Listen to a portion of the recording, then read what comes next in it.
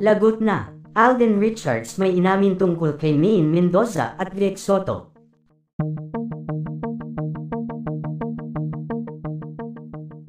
Hot topic nga ngayon ang ibinulgar ng aktor na si Alden Richards sa publiko matapos nga nitong aminin ang buong katotohanan sa tunay na namamagitan kay Maine Mendoza at Vic Soto. Matatandaan na naging sentro ng usap-usapan si Maine Mendoza matapos ngang aminin nito ang paghihiwalay nila ng asawa nitong aktor na si Arjo Ataide. Naging laman nga ng balita online ang mag-asawa matapos ang pagsiwalat ng mga ito sa dahilan ng kanilang paghihiwalay. Matatandaan na nag-awit ang pangalan ng aktres na si Sue Ramirez matapos aminin nito ang pagkakaroon nila ng anak ni Arjo Ataide matapos nilang maghiwalay. Samantala laking gulat naman ng mga netizens nang sumambulat sa publiko ang pagbubuntis daw ngayon ni Maine Mendoza matapos nilang maghiwalay ng kanyang asawang si Arjo Ataide.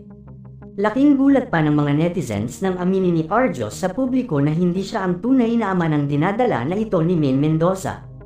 Matapos nito ay ang ginawang paglantad ng ex-boyfriend ni Maine Mendoza na si Juancho Trevino at aminin na siya ang ama ng pinagbubuntis ni Maine Mendoza. Marami ang hindi naniwala sa sinasabi ng aktor dahil na din sa lumabas na blind item kamakailan lamang sa ilang entertainment websites, na di umano ang dahilan kung bakit naghiwalay ang mag-asawa ay dahil sa nabuntis ng co-host nito ang kanyang asawa. Ang malala pa daw dito ay alam din ng kanyang mga katrabaho ang ginagawang himala ng kanyang asawa at ng co-host nito. Kaya naman dahil dito ay marami ang nagsasabi na baka si Maine Mendoza ang tinutukoy sa nasabing blind item dahil ito lamang ang trending ngayon sa social media na umamin na buntis. Dahil din dito ay tila marami ang nagsasabi na alam na nila kung sino ang tinutukoy sa blind item na aktor na nakabuntis sa asawa ng isa pang aktor na kontrobersyal na pinag-uusapan ang hiwalayan sa kasalukuyan. Samantala laking gulat naman ng mga netizens matapos na sumambulat sa publiko ang balitang si Vic Soto nga daw ang tunay na ama ng pinagbubuntis ngayon ni Maine Mendoza. Marami ang nagulat at hindi makapaniwala sa lumalabas na balitang ito ngayon. Ngunit may mangilan-ngilan din na nagsasabi na hindi ito malabong mangyari dahil kilala naman talaga sa pagiging chick boy itong si Bossing noon pa man. Nakakaawa naman nga daw ang asawa ni Vic na si Pauline Luna lalo na ng mga anak nila ni Vic pag nagkataon na totoo nga ang nasabing balita. May ilang staff din ng Itbulaga ang nagsasabi na madalas talaga nilang makita kahit noon pa si Vic at May na magkasama. At talagang close na close at parang may sariling mundo ang mga ito lalo na noong kasagsagan pa lang ng pagbubuntis ni Pauline sa pangalawa nilang anak.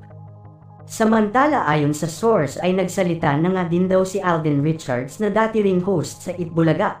Ayon umano dito ay matagal na daw na super close si Maine at Bossing mula pa nung kasikatan ng Aldab.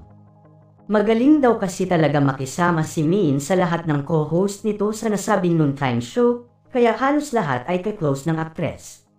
Sa balita naman na kumakalat ngayon ay nagkomento nga daw si Alden at ayon dito ay marami nga daw siyang naririnig sa staff noon pa man tungkol kay Vic Soto at Maine, pero hindi daw siya naniniwala dito dahil kita naman daw niya na parang anak ang turing ni Vic kay Maine. Baka daw nami-misinterpret lang ng ilang staff nila ang pagiging sobrang close ni Maine at Bossing. Dahil nga sa mga inamin na ito ni Alden lalong lumakas ang haka-haka na totoong may namamagitan noon pa kay Maine at Vic Soto, at ginamit lang siguro ni Vic ang kahinaan noon ng aktres. May balita din na lumalabas ngayon na kaya din pumayag noon na magpakasal si Maine kay Arjo para mawala na ang isyu na binabato sa kanilang dalawa ni Vic Soto. Matagal na din kasing napapabalita noon pa man ang sobrang closeness nilang dalawa lalo na sa likod umano ng kamera. Kaya naman nababahiran ito ng chismis noon pa man na may namamagitan talaga sa kanilang dalawa.